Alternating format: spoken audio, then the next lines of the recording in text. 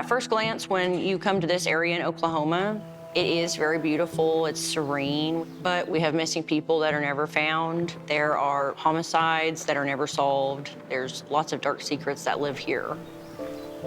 My name is Dakota Black. I'm a tracker and detective with the Pottawatomie County Sheriff's Office, and I was brought into the missing persons case for Michaela Miave.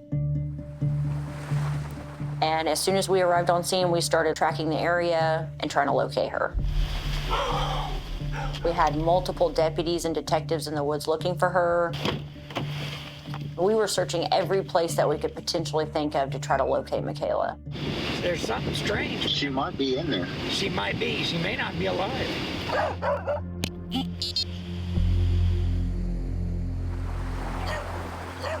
I was not looking for an individual that was breathing. I was looking for my daughter's body, and I don't know why. Sometimes it's hard to not take cases personal. They tug at your heartstrings, and this one was one of those.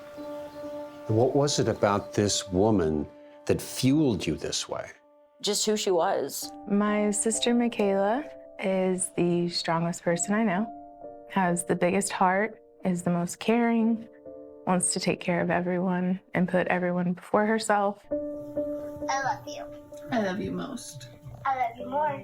Her main goal in life was to be around children, to help children, especially ones in need. Everybody that knew Michaela had nothing but love for her. We had a huge response from our community. Everybody really wanted her found. We just went out there looking for her, didn't sleep for days, didn't eat for days. It was raining, cold. We were just out there for days. Was there a part of you that say, there's a chance we may not find her? Yes. It seemed day after day, the chances were getting more slim of finding her alive.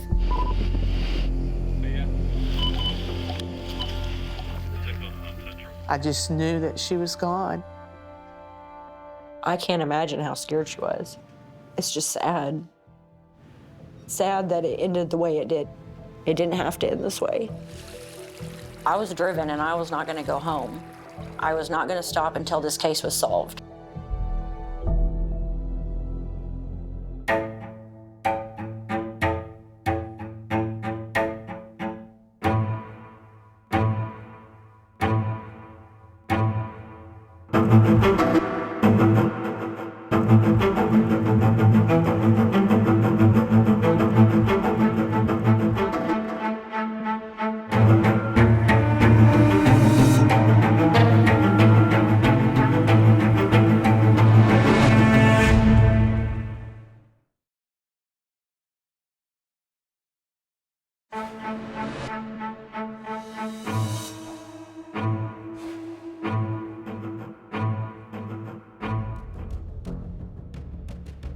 The guys at the sheriff's office call her a cool dude with long hair because they say she's meaner than any of them. On the gun range and in the field. That fence that's hanging, I had to go underneath that into the water. Her name is Lieutenant Dakota Black. She's a trained tracker and detective with the Pottawatomie County Sheriff's Office in Shawnee, Oklahoma. I go out to scenes when there's manhunts or trying to locate individuals. Her specialty is finding the missing, whether alive or dead. I have found them underneath piles of leaves and trees and abandoned homes, sheds. I've found them pretty much in any area you can think of. Often by her side, her partner, Deputy Haven, a trained therapy dog. For kids and other family members caught in the crossfire of tragedy, Haven provides comfort and consolation, a consoling presence she herself would rely on in the coming months as she embarked on one of the most heart-wrenching cases of her career. This case will stay with me forever, and it will be one that I always remember through my whole life because of how cruel it was.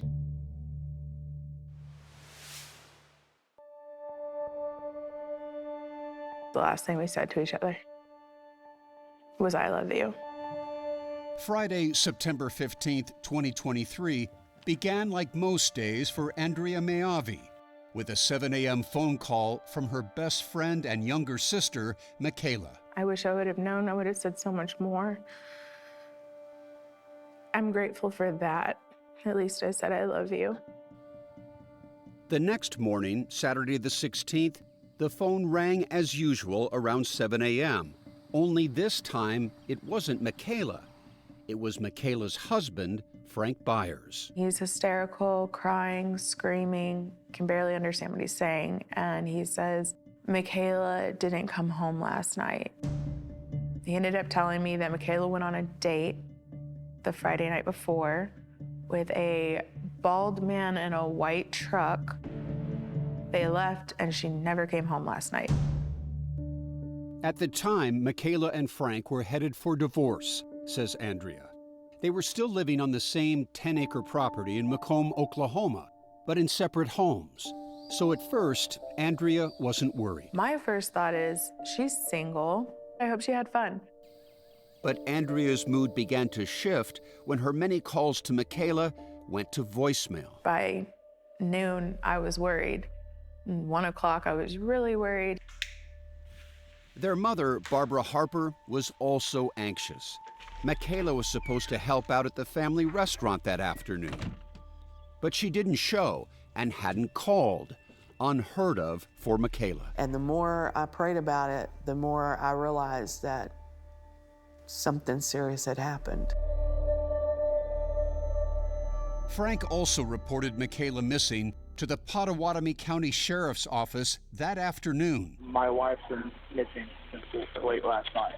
She left at 5:30, roughly 5:40, and the last time that anyone has heard from her has been at 8 p.m. And your name? My name is Frank Byers, B-Y-E-R-S. What's her name? Her name is Michaela Byers. The deputy on duty, Dustin Richardson, felt he needed to put eyes on the ground. He got to Macomb around 4 p.m., his body cam rolling. He'd given me the information over the phone, but I just wanted to see where she was coming from and see more of the details. Frank made a point of showing the deputy the last Facebook message he said Michaela sent him after she left, assuring him she was, quote, fine and to back off. Did you see the guy at all?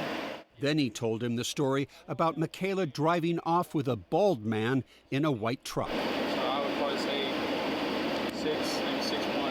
Okay. He was completely bald and he had a beard.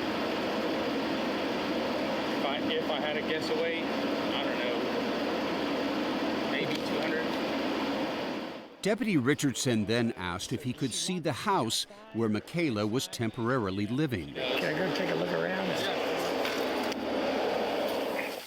So she's been staying in this little thing. Yeah. All locked up. But the shed-like home was locked, and Frank said he didn't have a key, but he did have something to say about their relationship. And we have an open marriage where, well, that's a brand new thing. I don't like it, but I agreed upon it because I'm trying to fix our marriage. At that point, the deputy decided to take a quick drive to the school where Michaela worked as a teacher's aide. Maybe she had gone there. Man, this Frank Byers called in saying his wife was missing. He called his son, also a deputy, from the car. This guy is squirrely, man. This Frank guy is squirrely. The sensation was that there is nothing about this story that is really true. While the deputy was at the school, friends and family started showing up at the property, including Michaela's mom, Barbara. When I first got there, I didn't even speak to anyone. I was on my hands and knees crawling through brush out in the pasture. We've got to find where she's at. How are you? This is Deputy Richardson with his body camera rolling as he returned to the property late that afternoon. Frank had smashed open the lock to Michaela's place with a hammer. I looked and I immediately saw empty shell casings from what appeared to be .22 caliber. He told me that she sits in there and shoots out at animals. The coyotes and stuff. There's a few times I've heard her shoot. By then, more deputies had arrived. I had asked him where she kept that gun, and he said it was in his house. Is it in there now? I had him walk me to his house, and he walked inside and he pointed at it. I had pulled it from where it was in there. Treat it like always. And put it in my vehicle. The gun, according to the deputy, appeared to have been recently fired. That's pretty recently. Yeah. I made phone calls to get our criminal investigation team out there because it was off. There was something that needed to be looked into more. Hey, I'm on that missing person thing still. This is suspicious as Investigators ushered family and friends off the property and blocked the driveway. I remember walking back to my car and just screaming at God, asking him why. Why did you do this? Let this happen? Just take me and let us find her and just take me. The missing persons investigation was now a possible criminal investigation. And that's when the call went out to lead detective, Lieutenant Dakota Black. We definitely needed to figure out what was going on.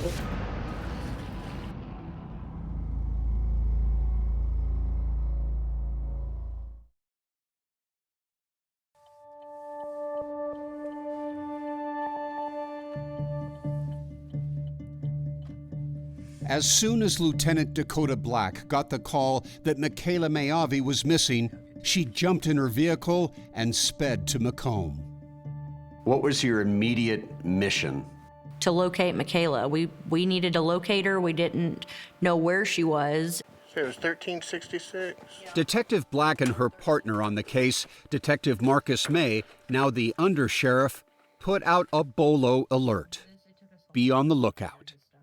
It was be on the lookout for a white male with a beard, bald head, driving a white truck. We wanted all of the local law enforcement and surrounding agencies aware that we do have a situation developing over here. The tips from this rural area, where everyone seems to know everybody, came pouring in.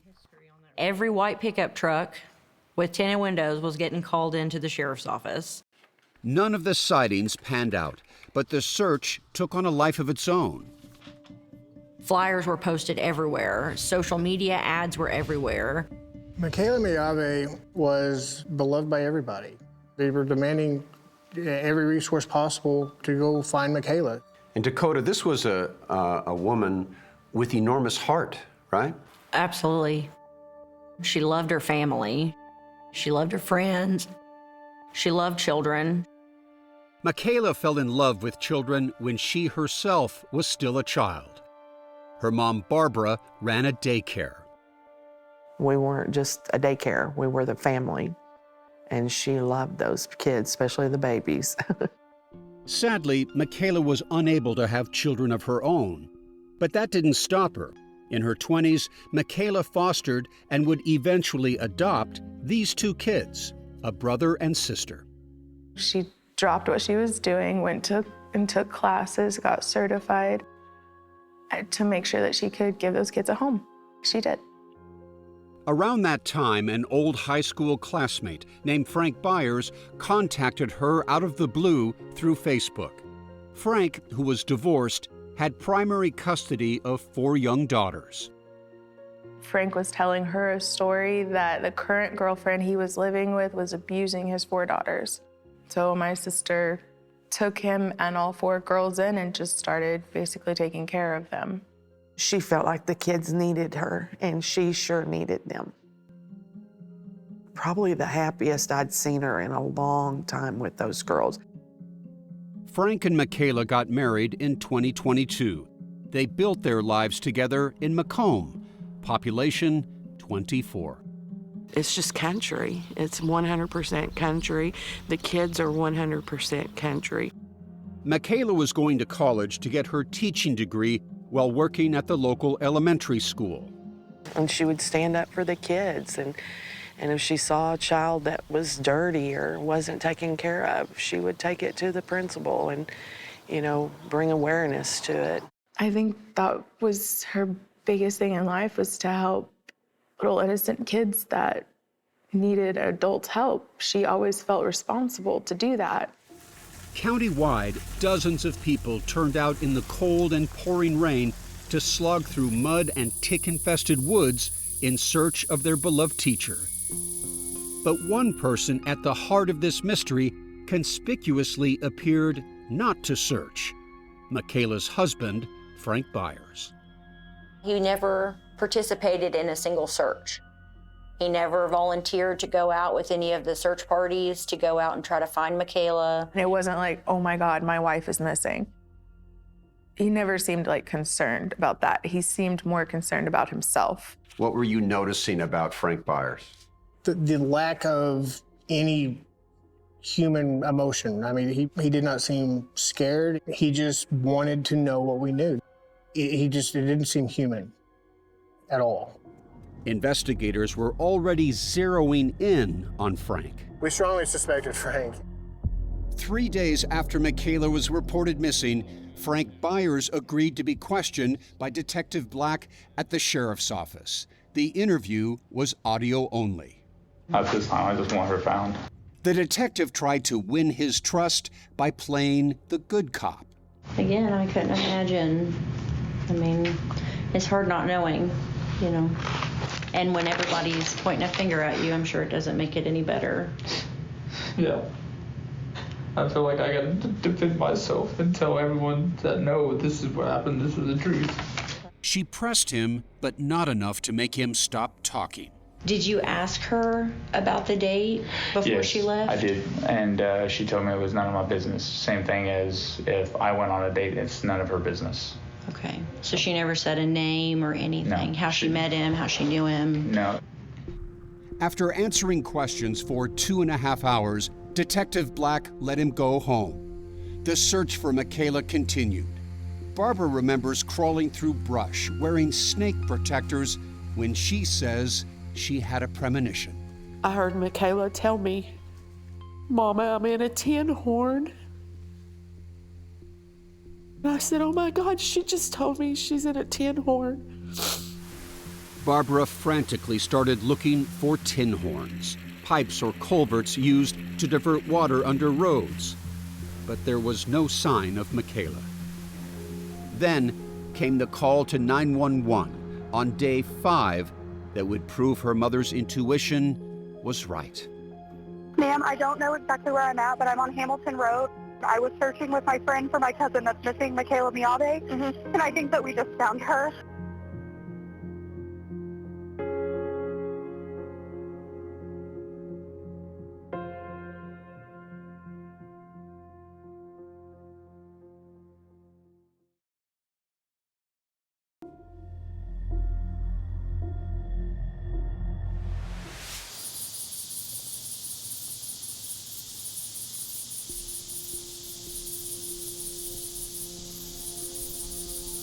The chatter of locusts permeated the air, an eerie sense of foreboding. Michaela Miade had been missing for 5 days. I got a phone call from my friend, and she said, "I need you to sit down." And she said, they found someone, and it's a female. And I'm like, is she dead or alive? Earlier that day, a cousin and her friend had been out searching about half a mile from Michaela's house when they were stopped in their tracks by a strong, sickening odor. The friend followed the intense smell down a ditch to a tin horn. He saw something sticking out. It was a hand. I was searching with my friend for my cousin that's missing, Michaela Miade, and I think that we just found her. It was the call Detective Dakota Black had been dreading. It was devastating to everybody. I mean, it was absolutely terrible. Just as Barbara had imagined, Michaela was in a large drainage pipe beneath the road. She had been drug into the middle area, and she was wrapped in the carpet. She had one sock on her foot that had teddy bears on it, and her shirt was actually pulled up over her face to cover it. I mean, it was hard. It was really hard. Detective Black wouldn't leave Michaela's side. The two women had been born one day apart in the same year, but that wasn't their only bond. I did feel a connection with Michaela. I have a history also. I've been in bad relationships. It could have been me. On more than one occasion. I just got lucky. While the detectives were working the scene, Michaela's family gathered just up the road. You could hear them crying up there, and they were trying to come down here where she was. But the crime scene was blocked off. We can't let you to the table. I can verify. Please. I never once doubted that it was her. If anyone goes to the tape without permission, they immediately go to jail. I don't know what to say. I'm sorry. Can you tell them we're here? Of course, of course. Okay. I felt like I needed to see her because she had been out there for 5 days without me. And I just needed to be with her, and they wouldn't let me. She needed me, but I wasn't there. Michaela's remains were placed in the coroner's van for the journey to the medical examiner's office. My mom and I both realized that it was probably her in there, and that we would never be able to hold her and hug her again. My mom started to chase the van. I just followed it down the road just as fast as I could. And somebody hollered at me and asked me what I was doing. And I said, my baby's in that van. Detective Black was so angry, she had to hold herself back. I wanted to leave that night and go and arrest Frank. But I knew it's better to move thoroughly than to act quick. The two investigators had already begun building a strong circumstantial case against Frank Byers. The bullet casings in her home. His unlikely story that Michaela agreed to an open marriage. She wanted to start dating other people. And left with a bald man in a white truck. She embraced the guy in a hug, and then they got in the truck and left. When you asked Michaela's family about this open relationship, what'd they say? Absolutely not. They said there was absolutely no possible way that Michaela would have ever done that. Investigators learned from interviews and from Frank's own social media accounts that he was the one who was cheating. Frank Byers is the biggest cheater. He was cheating on her as soon as he moved in. Every time he would go out of town, he was creating dating profiles. Frank worked for an environmental cleanup company, cleaning up hazardous materials. He spent a lot of time on the road. He would meet women at gas stations. He would meet up with them at hotel rooms. He would text them while he was home with Michaela and hide it from her. He was communicating with females the day Michaela was murdered and immediately afterwards. He was sending pictures to women the day of her funeral, asking, how do I look in my tux? Frank's cheating got so bad, Michaela moved out about 3 months before her murder. She packed a bag and she came and stayed with me for a week. I held her where she cried every night. She felt like a failure. But I am worried too. But Michaela's love for the little girls kept drawing her back, says Andrea. I love you. I love you most. I love you more. I love you most. Michaela went back to the 10-acre property, but not to Frank. She temporarily moved into that little structure behind his to stay close to the girls. Frank tried to win her back, promising to change, but the cheating continued. Detective Dakota Black would later discover this conversation in which Michaela told Frank she was done. I've never once been dead set for divorce until today. Michaela recorded it 2 days before her murder. I'm just saying you have officially lost me. Detective Black believes she recorded it to expose Frank's infidelity. I'm stating to you right now that you have officially broke the last string that was holding me to you. Okay. And you have nobody to blame but yourself for doing it. That Friday, September 15th, Michaela returned from work to pick up her things and leave for good. But Frank, it seemed, had other plans. Detectives would later recover these images captured on a home security camera on his phone. Detective Black believes he thought he had deleted them. Where is Michaela in this picture? This is Frank's home, and she's coming through the front door.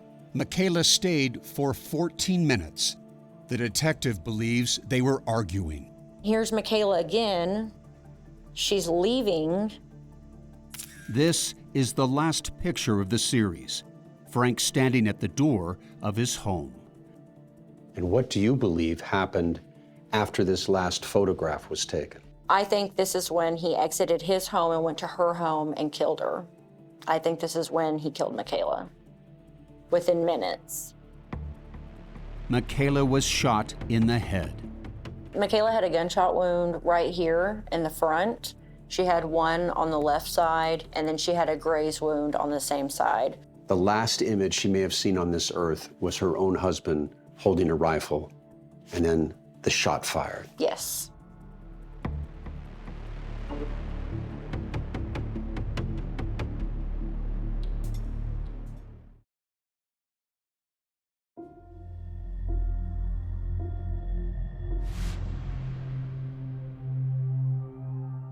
It started as a simmering anger And I just gotta say this because I'm pretty angry. and grew into a raging fury. People wanted to know why Frank was still walking free. I'm sorry. The most difficult part was knowing that we were accumulating evidence of Frank's guilt in Michaela's murder, but we were unable to release that or share that with the public. We knew Frank was guilty. We knew Frank was not a good husband. We knew Frank was lying. We knew lots of things, but we couldn't prove everything. And I wanted to prove everything to make sure he stayed in jail. Detective Black spent 18-hour days at the office with her sidekick Haven, the therapy dog now there for her. Give me a sense emotionally how tough this was for you. It was tough mentally. I was drained. I was mentally exhausted. I had lost weight. I was tired, but I was not going to go home until this case was solved. Frank used the time to defend himself on social media. I am innocent, and everything will come out. He also appeared on local news. Even today, I called her. I mean,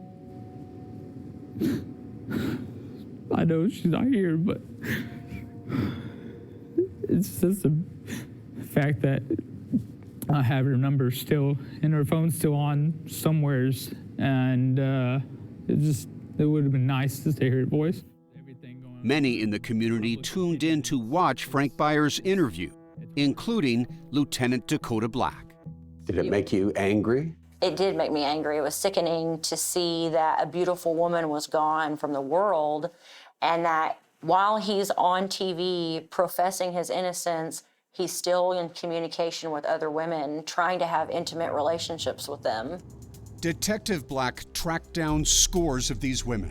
Crystal Cantrell was Frank's girlfriend before he met Michaela. He's very good at making you believe him, and then he's kind of like a snake. Once he gets you in there, he bites you.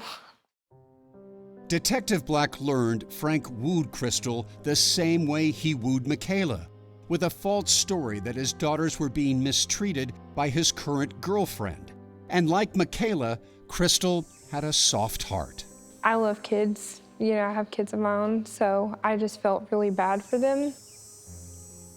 Shortly after they moved in together, Crystal says Frank started to show his true colors. He isolated her from friends and family and controlled her every move. They fought. One night, she woke up to see him looming over her, clutching a pair of handcuffs. I closed them so he couldn't use them on me. And then after that, he just got on my back and was choking me. He had wrapped his arms around me and had his hand on my throat, and he just didn't let go. Crystal was able to get away, but was too afraid to report the incident to the police. She left Frank for good, but says it could have been her in that ditch. He would have killed me. If Frank ever harmed Michaela, she never told her mom and sister. Sometimes they saw bruises, but Michaela always said they were just from roughhousing with the kids. I think if I think about it too much, it's where I will go down a dark hole and not come out. Because I did see the bruises, and I just chose to believe and not question. And maybe if I would have questioned, it would come out differently. Bit by bit, Detective Black and her team built a profile of a murderer. So this photo was taken at Walmart. Using the date on a Walmart receipt found on Frank's property, the detective was able to track down this security camera photo. What's in the cart? There is bleach, ammonia, and a mop. And mop, ammonia, and bleach equals what in your mind as an investigator? Crime scene cleanup. They were also able to match the carpet in the ditch I'll help you. Oh, I got it. To one a neighbor had given Frank and Michaela for their dogs. You gave them that carpet about 8 or 9 months ago? Yes. Frank took the carpet that was given to him by the neighbor and used that to roll Michaela's body in. They believe Frank killed Michaela around 4 p.m. and left her body in her home. He then picked up his girls after school and drove them around, returning home about 8 p.m. That's when the detectives believe he started to move her body. The kids reported in interviews once they returned home that Frank was outside most of the night. He wasn't in his bed. Detective Black says there were fresh tire tracks leading to Michaela's little house. We believe that the tire tracks actually came from a vehicle backing up to load her body to take it to where she was located. The detectives believe Frank drove Michaela's body to the edge of the ditch, pulled her out, and then let her body topple the 12 to 15 feet to the creek bed. They believe Frank then climbed down and dragged her into that pipe underneath the roadway. Once Frank got rid of the body, he concocted a plan to cover up his crime. So she took the phone with her? Yeah, as far as I know, she took her phone with her. Remember, he told the deputy that Michaela had messaged him from her phone that evening, telling him back off. But investigators would later find Michaela's phone in Frank's bedroom. Detective May confronted Frank in a second interview. So I'm just trying to understand how, if she left with her phone and was communicating with you through her phone on Facebook, how that phone was in your bedroom. I understand. Okay. I don't have an explanation, honestly. But investigators did have an explanation. Michaela had 2 phones, an iPhone and a Moto G phone. Frank had both of them. The Moto G phone was an old phone of Michaela's that she hadn't been using for quite some time. She can just push in that hole, it pops the tray out. Frank knew how to get into that old phone. So there's a SIM card for those who don't know. That's what it looks like. So he switched the SIM card from her iPhone. Why does he do that? To gain full access to all of her accounts. That's how he was texting himself, pretending to be Michaela. And in fact, it was him the entire time. The evidence was mounting, but they were still waiting on 2 key pieces of evidence they had sent to the forensic lab for testing. I needed a smoking gun that I knew was not going to let him out. I knew it was going to keep him there. What have you just unwrapped here? This, what do we have here is the projectile recovered from the 2x4 inside Michaela's bedroom. In addition to the shell casings found on the floor in Michaela's home, they later found this bullet, wrapped in what they believed was Michaela's hair, embedded in the wall. They hoped it would test positive for Michaela's DNA. And then there were these boots. So these are Frank's work boots. They were recovered on the night of the missing persons report from his bedroom. And what did you spot on these boots that was of interest? So we had found a substance that we believed could be blood, but he also works with lots of chemicals, so we were unsure if that would be something that got on there while he was at work. 38 days after Michaela went missing, they finally got the results. They weren't able to get a genetic confirmation on the hair, but the boots were a different story. The substance on Frank's boots was blood, Michaela's blood. As soon as we got that, we were like, we're going right now. You had your man. We had our guy, yes.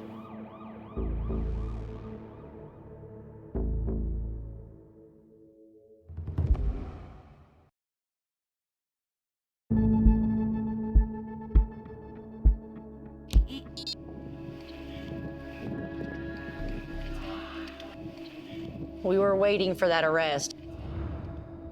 So it moved fast after that. It was close to midnight. Flashing police lights lit up the darkness.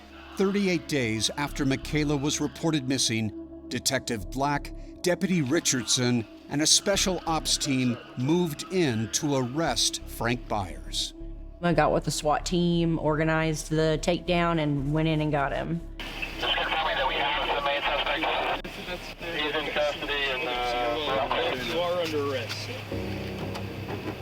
He thought he was smarter than everyone, but he was outsmarted, right? Yes, I think he was surprised. I swear I didn't do it. Lieutenant Black finally had Frank in her grasp, and right where she wanted him, in handcuffs, headed to jail. Detective May called Michaela's family with the news. That was a hallelujah moment. That was about time moment. We couldn't get her back, but we knew he wasn't walking free anymore. Detective May says they were done with Frank's lies. How you doing, Frank?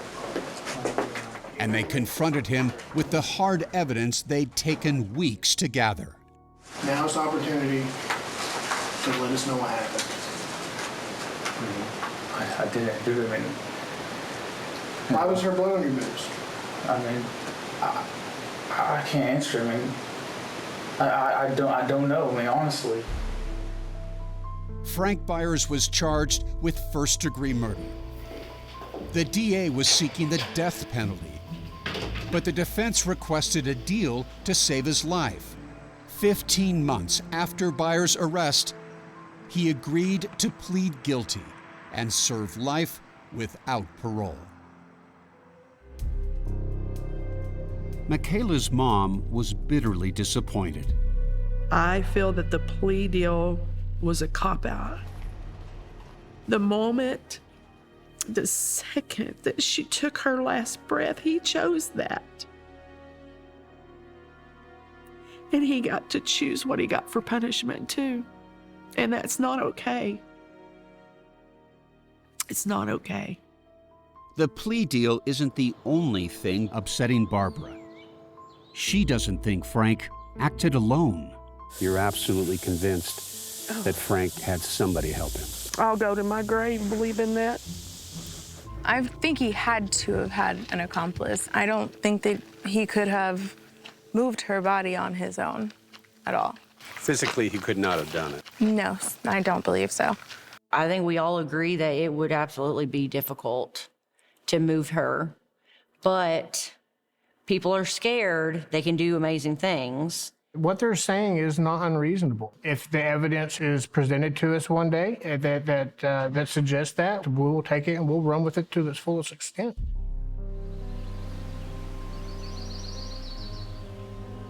I come and I sit and I look at that place down there.